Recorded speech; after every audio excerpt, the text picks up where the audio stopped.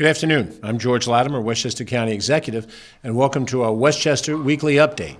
It is Monday, November 28th, and we're happy to cover certain basic information about what's going on in Westchester County through a Westchester County government outlet. I'll be joined in a few minutes by our Deputy County Executive, Ken Jenkins, and then also Bridget Gibbons, who's our Director of Economic Development, will join us to talk about a particular program that's upcoming. We have a few things to mention that we think will be interesting, but most of all, I hope that you and your family enjoyed a very happy Thanksgiving. That holiday is behind us, but we have more holidays ahead of us between the Hanukkah celebration for our Jewish brothers and sisters, a Merry Christmas for all those who celebrate the Christmas holiday season, a joyous Kwanzaa. These will spread out over the next month or so, and then leading up to a very happy New Year. And of course, we are in the process of trying to finalize our Westchester County budget, which I'll talk about in a second. And this is the last task before the holiday shopping season for those of us in county government. Let me start out by highlighting a bit of good news. The three major Wall Street-based rating agencies have reviewed Westchester County's finances and have issued their rates for us for the new year and for the various bond issuances that we make. And a bond is issued debt so that we can do certain types of capital projects and other projects, much in the same way that you borrow money for a home improvement and you pay a certain amount of interest based on your credit worthiness. And there's a credit rating score that you have. Well, the county's score is rated by these three agencies, Moody's, Fitch's, and Standard & Poor's, or S&P as they're known. All three of them had meetings with us in the last 2 weeks. We went over the detailed questions they had for us on our fiscal policy, our policy relative to taxation, and where we were in terms of accumulating fund balance, the policies that we have vis-a-vis staffing and personnel, and what we projected ahead during the inflationary time, and whatever potential is for recession, where we were with the various bargaining units and negotiations. So we gave them a full understanding, answering their questions about our fiscal status. We're happy to report that one of those three agencies has upgraded us in Outlook. Fitch Rating has assigned us a AA plus rating, which is their second highest rating, and that has upgraded our rating outlook from stable to positive. It may seem like a subtle increase, but that is good news. And of course, a positive outlook up from stable. Prior to stable, there was a negative outlook that came out of the prior experiences when we first came into office, and the assessment was made at the end of the prior term that there was a downgrade to our bonds. So we've made some progress along those lines. Fitch has recognized that with an upgrade to a positive outlook. The other two agencies have maintained a relatively high grade for us.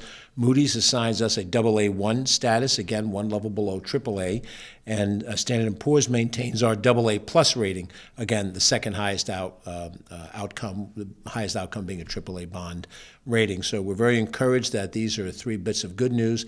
This will make it less expensive for us to do some of the work that we plan to do in capital projects. We'll pay less interest on the money that we borrow because we have a higher bond rating.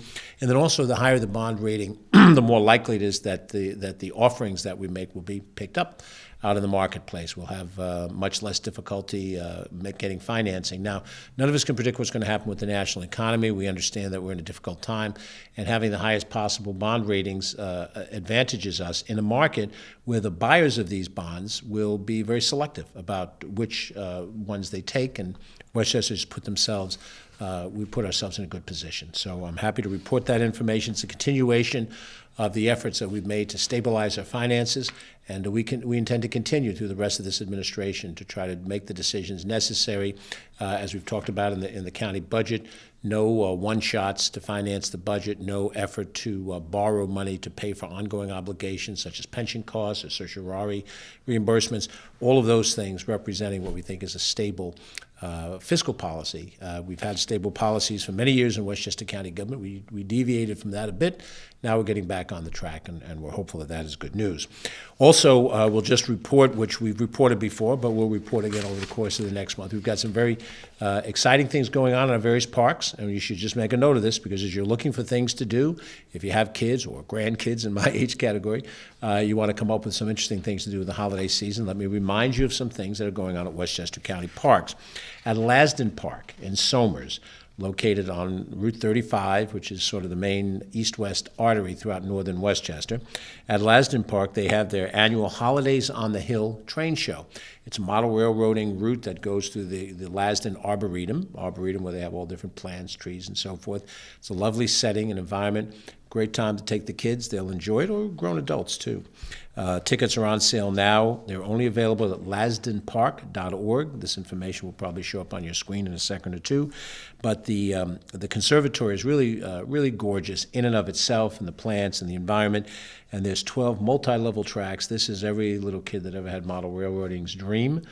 To have something like this. I could never do that in my parents' basement, so now I have the opportunity to see it in person at Lasden, and you should take your kids there too. And we're told that a visitor from the north, Santa Claus, will be there as well, so they can sit on Santa's lap and ask for innumerable things at the holiday season, and they'll have a good time. That's at Lasden Park.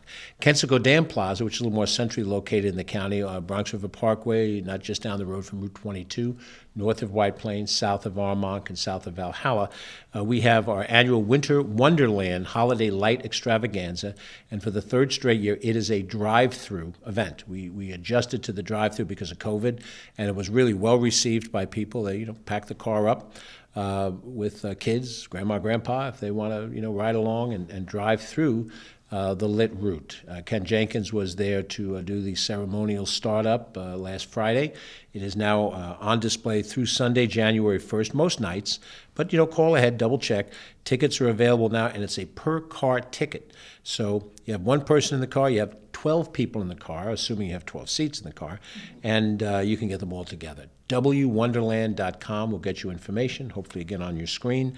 There are treat boxes available online when you make your purchase if you want to be able to include that.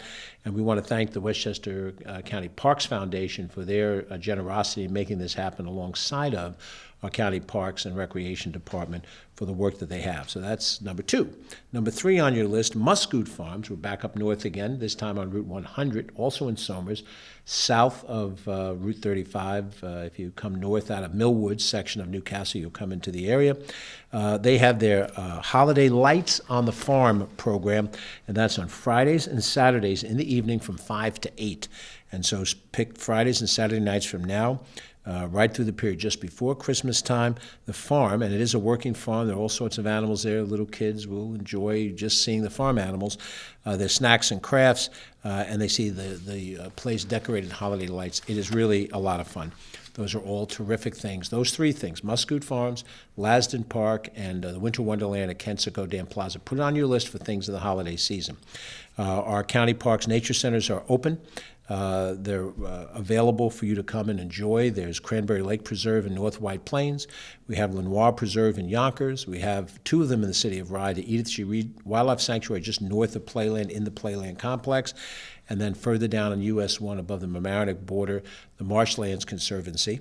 We have Trailside Nature Museum at Ward Pound Ridge, which is in Cross River. That's back up on 35, only this time in the eastern part of northern Westchester, and Cranberry Lake Preserve at North White Plains. And then at Lenoir Preserve down in Yonkers, they have a new bee exhibit, and you can see that on Saturdays from 9 to 4. If you want to see some bees, they're a fascinating thing to watch. You'll see that on Saturdays throughout the course of the season. So any of those six nature centers are open. And I might add that our 6 golf courses continue to be open, weather permitting. And, of course, we have 2 of them in the city of Yonkers, Dunwoody and the Spring Lake facility. We have 2 in northern Westchester, Mohansick, in Yorktown, and Hudson Hills and Ossining. And we have 2 in the Sound Shore, Maplemore in White Plains and Saxon Woods in Scarsdale. And those are all public golf courses.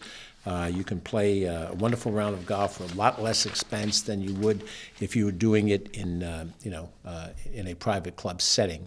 And we'll take this all the way through January 1st, which is what the golfers want to hear. If the weather's clement outside and there's no snow on the ground, off you go and you do a round of golf, and it's great exercise. We kept those golf courses open almost the whole season through COVID, and we were able to satisfy a lot of need to get out and recreate and so forth. This is the 100th anniversary of the county's Park Commission, and this really is the seminal element for creating the parks and recreation that we see today. Many of these things we have invested money during this administration to bring them back up to a more modern facility, whether it's the North County Trailway, the South County Trailway, the aforementioned Sprain Ridge Pool Complex and some other things we've been doing over time, the Miller House, Washington headquarters. But it was the wisdom 100 years ago of our forefathers and foremothers to be able to help start the process of creating this system. And so we're very appreciative of that. There is a traveling sort of exhibit that talks about that. It's currently in view at the Mountain Lakes Park, and it'll be back at Lasden in December, and we welcome you to enjoy that. And now we've moved into the 21st century, for me, kicking and screaming, where we have a QR code on the various information we have. So you can take your phone, click it on, and get more information that way. It's the fastest way to get detailed information. So we just wanted to make sure that you're well aware of those activities coming up. Those are direct benefits, things that you can do to enjoy recreation. We just completed the second time this year where we suspended bus fees on our Beeline bus system. That ended yesterday. We had it open for 8-9 days just around Thanksgiving. We're going to do it again beginning December 7th through December 26th, and that will represent free bus fares on the Beeline bus system in anticipation of the Christmas shopping season. So you'll be able to go out and visit some of the places where you can shop: downtown White Plains, Central Avenue, Carter, and Yonkers and Greenberg, Ridge Hill Shopping Center in Yonkers, any of our downtown areas where there's shopping, and you can travel the Beeline bus system for free. That hopefully is helpful for those of whom want to get around. If you want to stay out of your car and you can make the trip, depending on where you live and where you're bound, we think it's a wonderful thing to be able to do. We did it all summer long. We've just done it around the Thanksgiving holiday, and now we're doing it again in the Christmas holiday. We think it's a great way to enjoy the great Beeline bus system and what it can do. And we always see improvements as necessary and welcome in the Beeline system. We're working on ways to make it more accessible. We're certainly converting it from diesel to electric, which we think makes it much cleaner, less impactful to the environment. If you're standing at a bus stop and the diesel goes out with the diesel exhaust, you know exactly what I'm talking about. So hopefully all of those things are good. So I want to give you a little flavor of some of the good, positive things that we're doing in Westchester as an outset. Now, we have a special program coming up, and I want to invite Bridget Gibbons, our Director of Economic Development, to talk about it. This is a job fair that we're sponsoring for formerly incarcerated individuals in our society. And I have to highlight, I mentioned this before when we talked about some of the things we're doing to fight crime. It's very much a concern on people's minds. What are you doing to fight crime?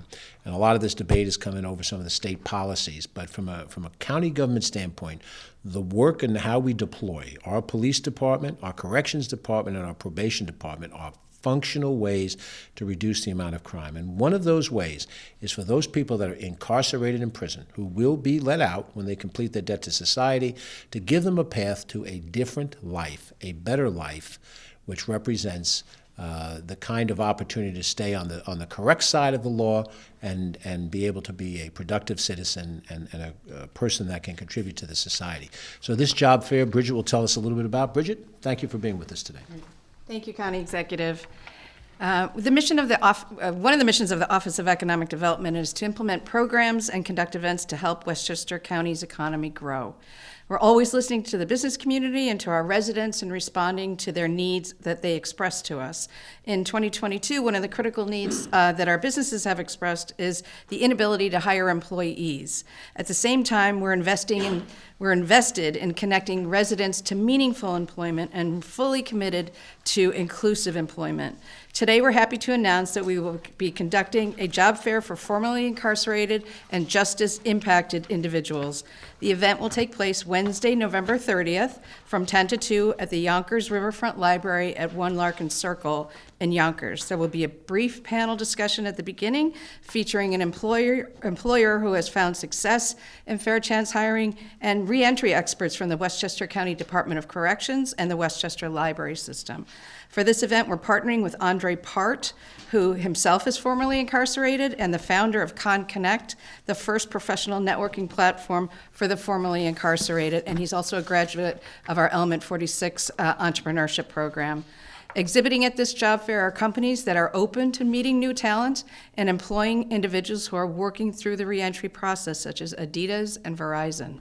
Additionally, 10 service providers who are supporting this community in many important ways will be there to answer questions and to provide assistance. We understand that the reentry process can be overwhelming, and securing a steady job is an important part of reintegrating into the community. We're pleased to have so many Fair Chance employers from across the region joining us for this important event. To register as an employer or as a job seeker, you can go to bit.ly/fairchancejobs. So that's bit.ly/fairchancejobs. I want to thank the county executive for his support for this initiative. If anybody has questions, they can reach me at 914-995-2952. Thank you. Thanks very much. That's Bridget Gibbons, who's our Director of Economic Development. And in this particular case, we're very clear that those individuals who break the law, who've been adjudicated as having broken the law and are remanded to serve time in the Westchester County Jail, must serve that time, that debt to society, because they've broken the law.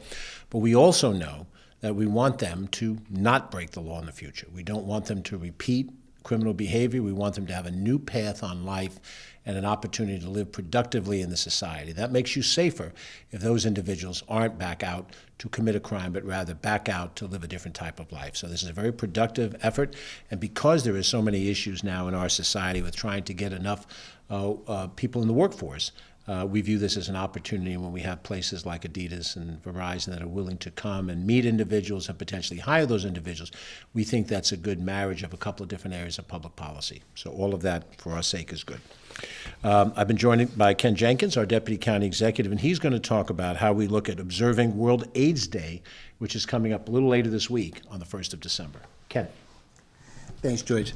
On World AIDS Day, December 1st, the Westchester County Department of Health will encourage residents to unite in the fight against HIV, show support for people living with a positive HIV status, and honor those who have passed and died from an AIDS-related illness.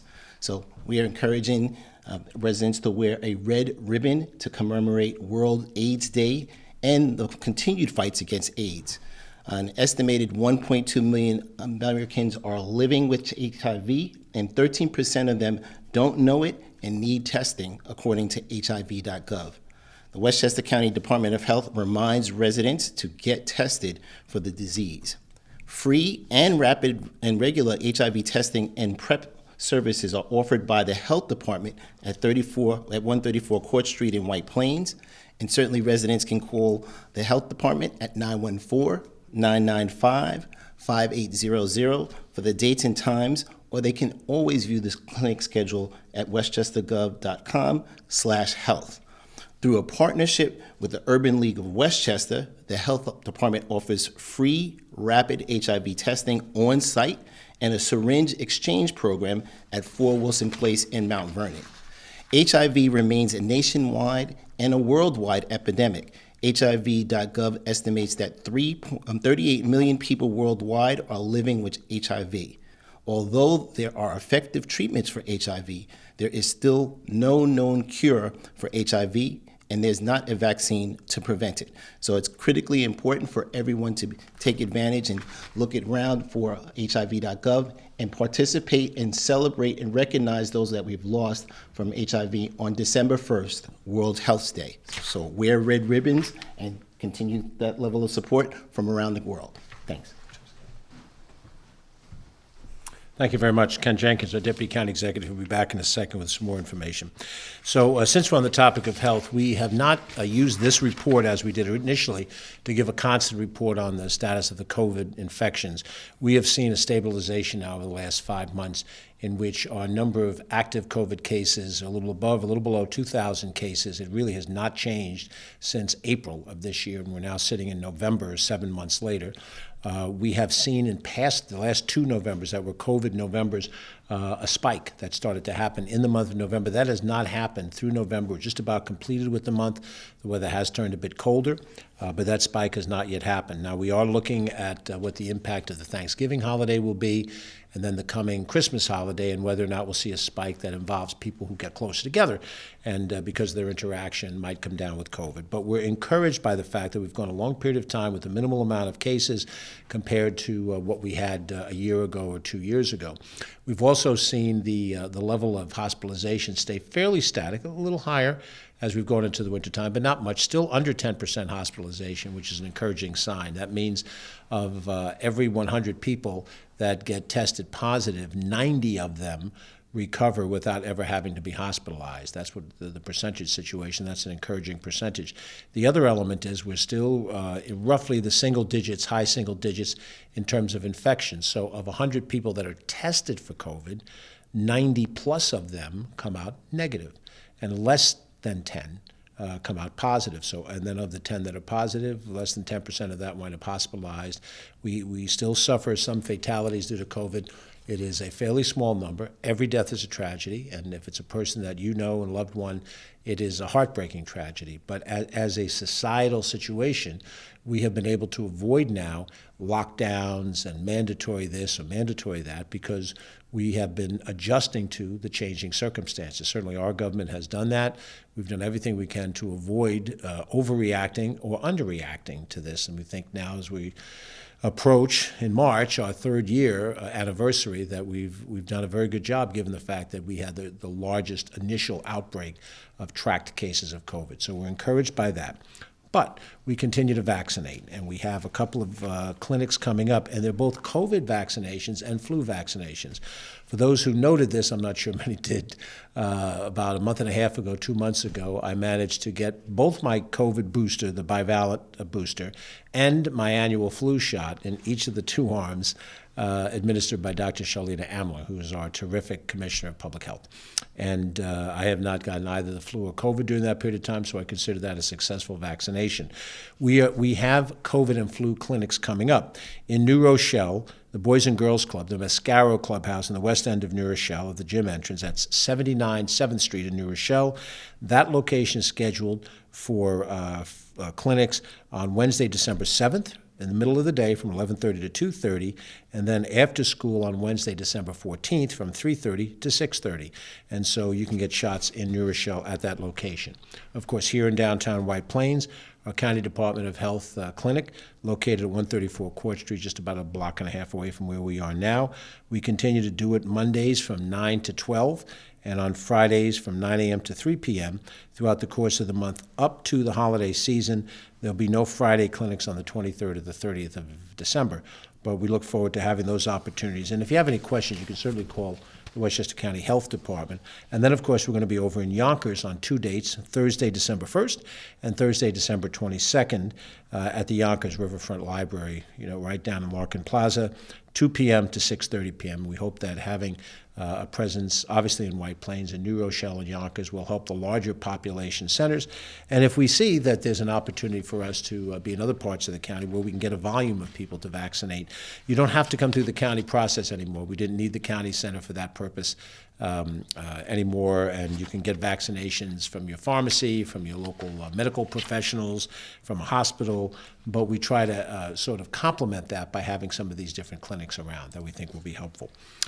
Just want to mention a couple of other things. I'll mention very briefly that we are working on putting together for the first quarter in the new year, could be January, might be a little later than that, a conference for municipal officials involved in understanding how to apply for money under the Environmental Bond Act of 2022.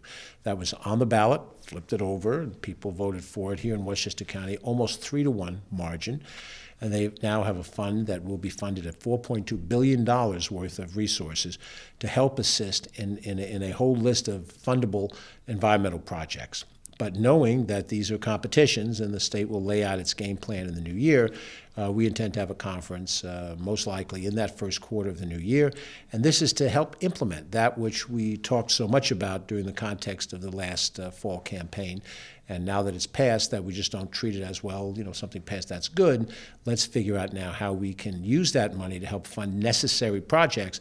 And when state funding comes in, it means less local funding. So if the City of Peekskill tackles a project, if the Village of Sleepy Hollow or the Village of Portchester, the town of Mamaroneck tackles a project, they have to spend less local money if they can tap into some money from the state, from the Environmental Bond Act. So I wanted to share that we're moving in that direction. When we have the official date set aside, we'll let you know. It's not something that the general public is going to be that interested, although some environmental activists may want to attend.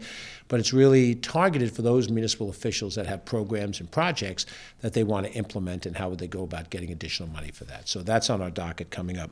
Also, Westchester County Center is in the process of being restored to its prior usage. It's taken longer than we had hoped for.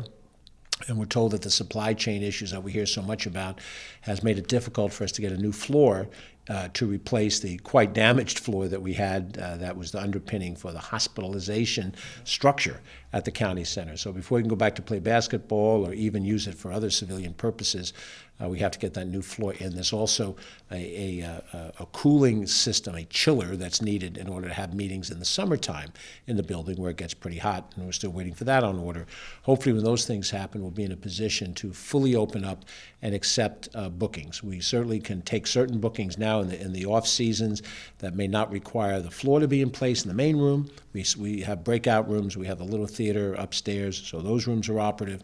And until we get to the point where it gets so hot that you need the chillers, in effect, there will be some usage, and look for some events in the county center with the new year. We really want that new floor because we want to be able to host Section 1 basketball this year if we can. That tournament usually comes at the end of February. We made a lot of effort to get it back at 2020, and right after we had the tournament back, then COVID hit us, and we haven't had the tournament for the last couple of years. So we're hopeful. We'll keep you posted, and we're also doing some visioning about where we think the county center can be in the future. It underwent its last major renovation 40 years ago under one of my predecessors, County Executive Andy O'Rourke, who took the original project, which had been done in the 1930s. At that point in time, it was 50 years old, hard to imagine, and updated it for where we were in the 1980s. So now it's 40 years later, it's the 20s, and we have to look at where we want that to go in the future. But in the short term, we want to make it operative, get it back. If you like coming to the reptile show, we want you to come back and see the reptile show, the home improvement shows that we have there. There's lots of different exhibits that are there that are quite popular. And then, of course, for high school graduations, some college graduations, all the various uses that we have, we're hoping to get those back. So I wanted to give you those ideas a little bit. Now, we have a holiday gift drive that's underway, and I'm going to ask Ken to cover that. It is something that's been happening over the last 17 years. We don't take any credit for introducing it, but we certainly are continuing the tradition. Ken? Thanks, George. Westchester County's 17th annual holiday gift drive is underway. So the county executive kicking that off with our friends from Department of Social Services, DSS, and certainly Barbara Sabater, who was one of the people that initiated it and continues to do this particular work. So we all know from our own lives when we were children how much we enjoyed Christmas Day, going under the Christmas tree and seeing a present with our name on it that made us feel special. And hopefully it was one of the things that we were requesting along the way. But that made us feel super happy during this time of year, and we know that every child deserves that opportunity.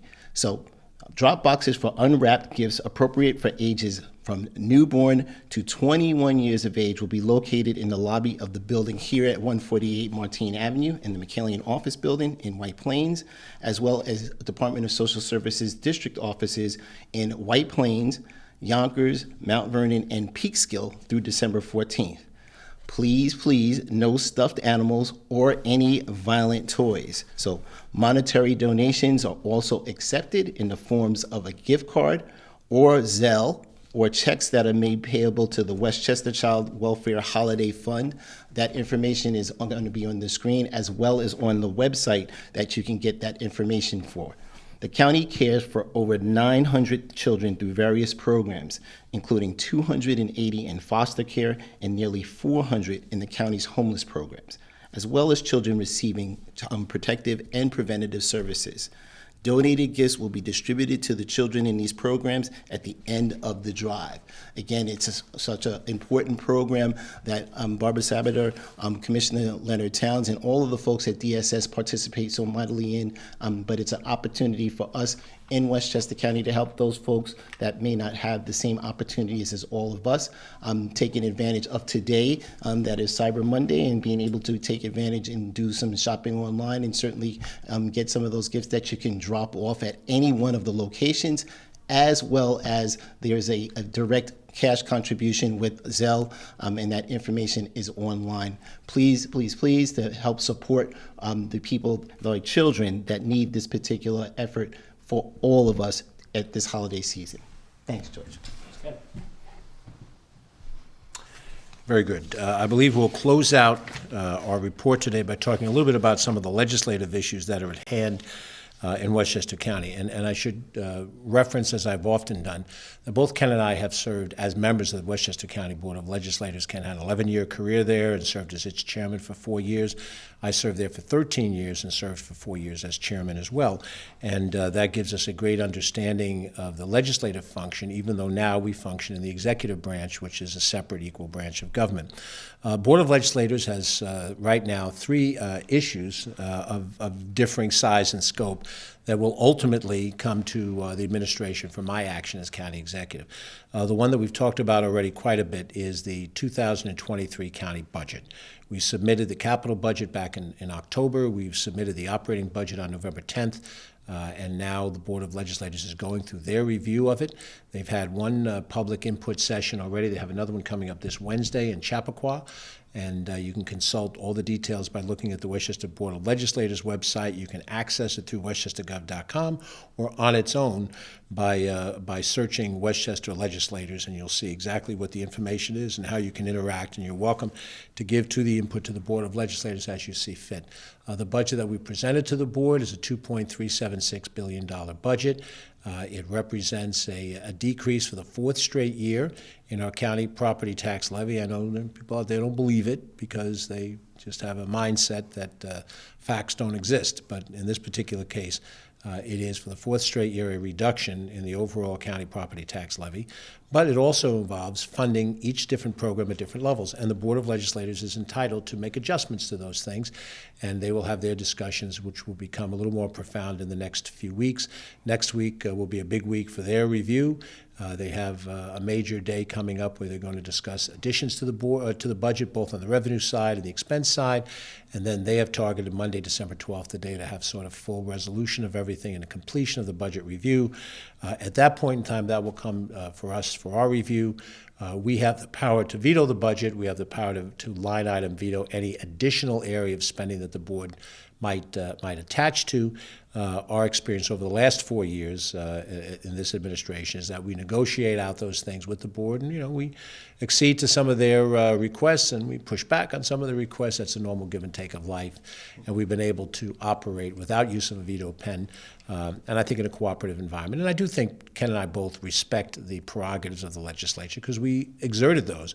We had times where we negotiated with past county executives. His is a little more tough than mine, but in both cases where we had certain prerogatives on behalf of the 17 legislators, because they do represent you and the differences around the county. And you can get all historical about it, but it's the presence of a legislative body that represents the protection of democracy. When the Englishmen created through the Magna Carta a parliament, ultimately came to a parliament, that was a check on the kings and the executive branch of that day. And of course, we have that respect. So the budget process continues on. We'll see more action along those lines over the next 2 weeks, and I think it is, in fact, 2 weeks from today when the board will meet, hopefully to close out the budget on their terms. They are also going through a second important issue, which I have philosophically described as a purely legislative function, and that is the establishment of new district lines for the 17 county legislative districts that reflect the changes in population that came out of the 2020 census. Now, it also is true that Ken went through a redistricting process in 2011, and I went through the redistricting process in 2001, each as chair of the legislature. And in those days, I argued as a legislator, as chairman of the board, this is our function, not yours, county executive. And so we're taking the same attitude here now. We're happy to communicate with the board where we have input or to understand what they're doing, but it is their discussion and debate about how they want to construct the lines, and it becomes very, very localized as to which neighborhood falls into which district. The ultimate result is that they have to have a near equal amount of population in every single district. You're taking 1 million people and you're whacking it into 17 pieces. You have to try to the greatest extent possible to keep communities of common interest and municipal boundaries together. That's not easy. If you've ever looked at a map of Westchester County, the Marquis de Sade created the dotted line lines the way they are. We didn't invent the dotted lines, but we have to live under that. And then also communities of common interest, which include ethnic groups, which by federal law have to be properly evaluated and included in representation. You cannot push them into a district for the purposes of consolidating them and reducing their power. You cannot crack them into small pieces so they have no power. You have to show district lines that show defensible respect for that. We have a diverse board of legislators. We have African Americans and a Latino legislator, and in the future we may have more diversity coming, as well as those who come from all other different ethnic backgrounds. But that is a legislative function. When the legislature has completed their work, they will submit the legislative lines to us. We'll take a look at them. I tend to think that as a matter of respecting their prerogative in this area, we'll sign it into law. But we'll look at it, we'll see it, and we'll go from there. And that's the progress on redistricting. That will affect the 2023 election cycle. We've just finished the 22 cycle, and probably the last thing you want to hear about is another round of elections. And you're going to be hearing about the 24 presidential cycle. That will overcome dialogue all throughout 23 about who's going to be president in 24. But in 2023, in addition to electing city officials, 3 major mayoralties are up for grabs in 23. The 17 members of the Board of Legislators will be up for re-election, and they will run on the new lines that are being adopted, depending on what happens between now and then. The third issue is one that has become a matter of some controversy and discussion, and that is a bill that would ban certain products from being sold in Westchester County that fall under the general rubric of flavored tobacco. And the bill is too complicated for me to try to explain in this forum. It is a matter of legislative review at this stage of the game. It has been sponsored by a Westchester County legislator individually, and they are discussing the elements of that. When that discussion is completed, it might be as soon as tonight, it might be at a future meeting. When they complete that, they will send a finished product bill to us for our attention, and we intend to review it in some detail. It is a complicated bill. It's not as simple as I look at it and say, oh, fine, I'll sign it, or for some reason I would veto it. And we're going to look at all the different elements, what the different pieces of the bill are, what they cover, how well they effectively accomplish the mission. We have a desire to maintain people's proper health. And we have taken decisions, I have personally, I think Ken has as well, but I've personally voted at various times to restrict tobacco where we thought it affected not just the health of the individual consuming the product, but other individuals who are exposed to the use of the product in public settings and so forth. So we'll see how this bill matches up. And for those of you who follow this, and maybe a small percentage of people out there, but whoever it is, we'll see how that plays out, and we will take our proper time and jurisdiction. On issues like this, I have tasked our Director of Intergovernmental Affairs, Steve Bass, and Andrew Ferris, who's our Chief of Staff here, to work together to serve as a conduit point to work with the legislature on information. So when the bill comes to us, in whatever form it does, we'll be able to make some intelligent decisions. And certainly, I'll communicate whatever decisions we take on that particular legislation or any others, either in the weekly update, or if it seems to be more prudent to have a separate press availability, I will do that, and then we'll explain whatever the decisions we have. You should know that in general terms, a county executive, any county executive, has 3 choices on a piece of legislation when it comes before them, and there is a time sensitivity that we're given. We can sign the bill into law, we can veto the bill, or we can take no action on the bill, which after a certain period of time has the bill become law without the signature of the county executive. The veto process will then trigger the opportunity for the Board of Legislators to override the veto with a 2/3 vote, meaning that 12 of the 17 legislators who vote over the veto of the county executive would then implement the law regardless. So those are the 3 paths that are open to us on any piece of legislation. It applies in these pieces of legislation as well, and we'll see how it all plays out. But you should know, and I understand that, not all Westchester residents are watching this update, and some who may have tuned on at the beginning are not watching it now, and this may not be compelling drama. But you should know that this is the process we have, and this is called democracy. And nobody promised us that democracy, when it was created in the years of Ben Franklin and John Adams and Thomas Jefferson, that it was meant to be easy or without controversy. In fact, built into the process is disagreement. You have checks and balances, because when you give ultimate power to any one entity, that person can misuse that power. It doesn't have to be a president, a governor, a county executive. It could be a particularly powerful legislative leader alone who can commandeer a legislative body. So we have checks and balances. I explained a little bit of the process. We'll see where we go on the content of the issues in the days to come, but we'll watch those three issues: what happens to the county budget, what happens to redistricting, and what happens to this particular issue of flavored tobacco. And we certainly welcome the feedback that people want to share with us as we go forward. With all of that, we thank you for watching. I don't know how compelling all of this is, but at least we're reporting to you every week and giving you a good idea. We don't really want another outbreak of COVID requiring us to communicate more frequently, but if the need exists for us to be more communicative, we will. And we appreciate your time and energy in watching this. If you have any questions, feel free to reach out to us.